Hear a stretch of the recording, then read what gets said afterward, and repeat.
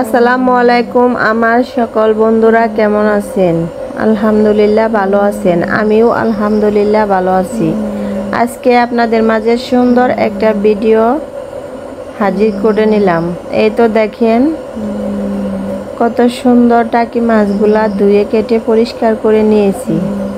দিয়ে দিয়েছি হলুদ গুঁড়া, দিয়ে দিয়েছি হালকা পাতলা লবণ আর একটু পানি।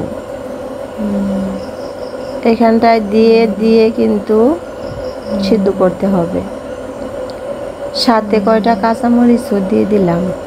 এটা কিন্তু মাখিয়ে এখানে রেখে দিলাম। চুলায় কিন্তু দিয়ে দিয়েছি শুকনা মরিচগুলা সুন্দর করে মুচমুচে করে ভাজি করে নেব। মাটির চুলায় মাটির হাঁড়িতে কিন্তু ভালোভাবে মরিচগুলা ভাজি করে নিলাম। এখানে কিন্তু আমি 8-9টা পেঁয়াজ কেটে কুচি করে দিয়ে দিলাম। এখন করে নেব সিদ্ধ।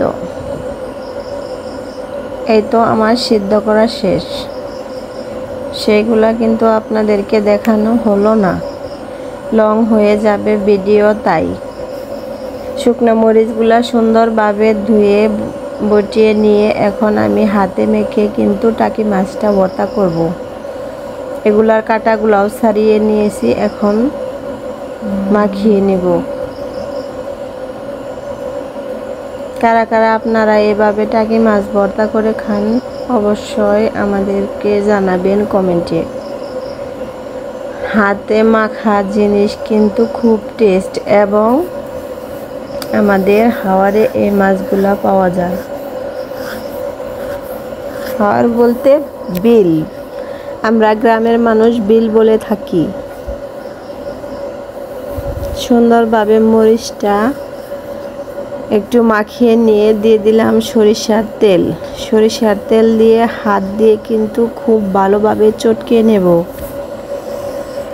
এই ভর্তাটা কিন্তু আমি আলাদা কড়াইতে তেলে ভাজি করব না, এইভাবেই কিন্তু ভর্তাটা করে নেব। এভাবে আজকে খাবো ভর্তা। এখানে মাছ ভাজি করতেছি, রয়েছে টাকি মাছ ভর্তা আর সাথে থাকবে মাছ ভাজি। এটা কি মাছ ভাজি করতেছি অবশ্যই কমেন্টে জানাইন বন্ধুরা। আস্তে আস্তে কিন্তু আমার সব রান্না বান্না শেষ।